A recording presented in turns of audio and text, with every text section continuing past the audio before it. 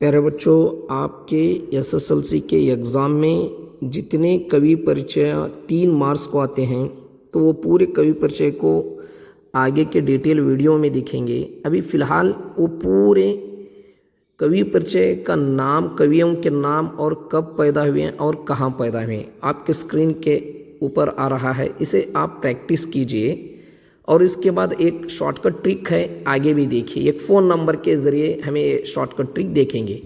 देखिए ऊपर अ कु गो सी र ब ब प कु बोल के हैं, वो कवियों के नाम है, और नीचे जो है वो फ़ोन नंबर बोल के समझ के इसके पूरे कवियों के फ़ोन नंबर हैं या उनके डेट ऑफ बर्थ हैं, वो कब पैदा हुए हैं।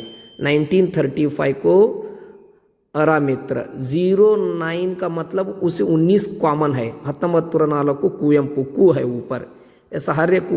बच्चों देखो, कोई भी कवि परिचय लिखते वक्त ये स्टेप को फॉलो करना है। डैश रवरु यानी कौन सा कवि पूछते हैं उनका नाम लिखिए, और डैश रल्ली वो कब पैदा हुए वो लिखिए, और डैश ಎಂಬಲ್ಲಿ वो कहाँ पैदा हुए ಎಂಬಲ್ಲಿ ಜನಿಸಿದರು, ಇವರು डैश कृति रचिಸಿದ್ದಾರೆ, कृति का नाम लिखिए, ಇವರಿಗೆ एक प्रशस्ति का नाम लिखिए। इतना लिखिए, ये लाइन में प्रैक्टिस कर लीजिए, और वो कवि का नाम और कवि कहाँ कब और कृति इनाम वत्ता डालते गए तो बस है।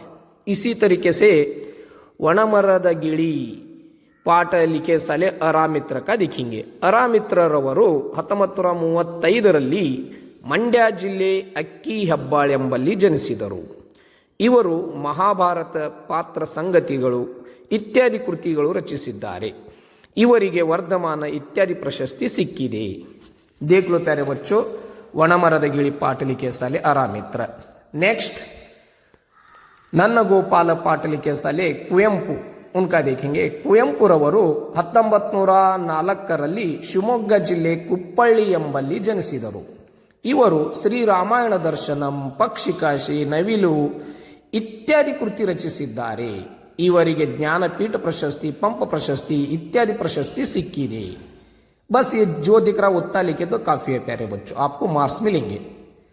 नेक्स्ट कवि परिचय गुरी पद्य लिखे साले एम ಗೋಪಾಲಕೃಷ್ಣ ಅಡಿಗರ್, उनका देखेंगे। ಅಡಿಗರರು 1918ರಲ್ಲಿ ಉಡುಪಿ ಜಿಲ್ಲೆ ಮೂಗೇರಿ ಎಂಬಲ್ಲಿ ಜನಿಸಿದರು। ಇವರು ಭಾವತರಂಗ, ಅನಾಥೆ ಇತ್ಯಾದಿ ಕೃತಿ ರಚಿಸಿದ್ದಾರೆ। ಇವರಿಗೆ कबीर सम्मान इत्यादि प्रशस्ति सिक्किದೆ। बस इतना लिखे तो काफी है, एक बार देख लीजिए। और नेक्स्ट देखो प्यारे बच्चों, सद्दु ಮಾಡಿದರು नजम लिखे सले सीपी कृष्ण कुमार, उनको सीपी के भी बोलते हैं, उनका देखेंगे। सीपी के रವರು 1939ರಲ್ಲಿ ಕೃಷ್ಣರಾಜನಗರ ತಾಲೂಕಿನ ಚಿಕ್ಕನಾಯಕನಹಳ್ಳಿ ಎಂಬಲ್ಲಿ ಜನಿಸಿದರು। ಇವರು ತಾರಾಸುಖ, ಭೋಗಸೆ ಇತ್ಯಾದಿ ಕೃತಿ ರಚಿಸಿದ್ದಾರೆ। ಇವರಿಗೆ ಬಸವ ಸಾಹಿತ್ಯ ಶ್ರೀ इत्यादि प्रशस्ति सिक्किದೆ। ऐसा ही क्या है प्यारे बच्चों, एक बार देख लीजिए। नेक्स्ट गान योगी पंडित पुಟ್ಟರಾಜ ಗವಾಯಿ, ये सबक लिखे साले ಈ ಪಾಠ ಬರೆದಂತಹ Ramesh Gowda M K. Ramesh Gowda M K ರವರು 1975ರಲ್ಲಿ ಧಾರವಾಡ ಜಿಲ್ಲೆ ಕಿತ್ತೂರು ಎಂಬಲ್ಲಿ ಜನಿಸಿದರು। ಇವರು ಅಮೃತಕ್ಕೆ ಹಾರಿದ ಗರುಡ ಇತ್ಯಾದಿ ಕೃತಿ ರಚಿಸಿದ್ದಾರೆ।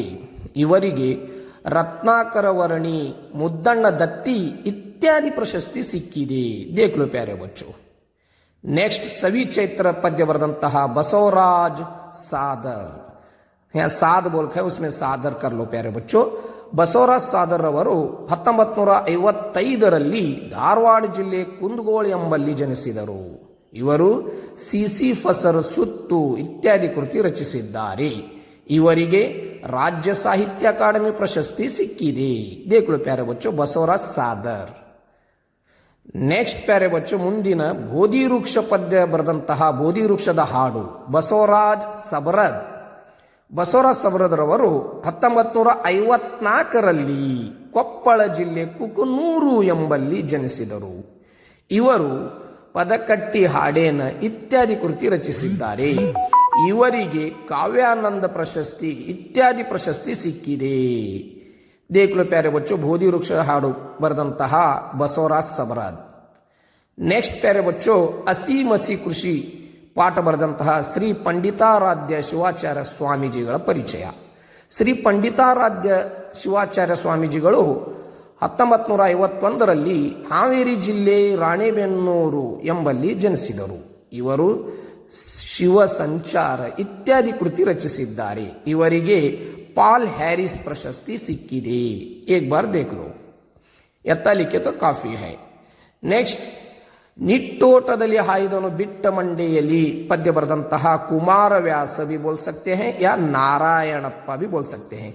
ಕುಮಾರವ್ಯಾಸರು 1430ರಲ್ಲಿ ಗದುಗಿನ ಕೋಳಿವಾಡ ಎಂಬಲ್ಲಿ ಜನಿಸಿದರು. ಇವರು ಗದುಗಿನ ಭಾರತ ಕೃತಿ ರಚಿಸಿದ್ದಾರೆ. ಇವರಿಗೆ ರೂಪಕ ಸಾಮ್ರಾಜ್ಯ ಚಕ್ರವರ್ತಿ ಎಂದು ಕರೆಯುತ್ತಾರೆ. एक बार देख लीजिए. और प्यारे बच्चों, जितने कवि परिचय हैं, जितना आपके एग्जाम के लिए इंपॉर्टेंट है उतना कवर किए हैं आप.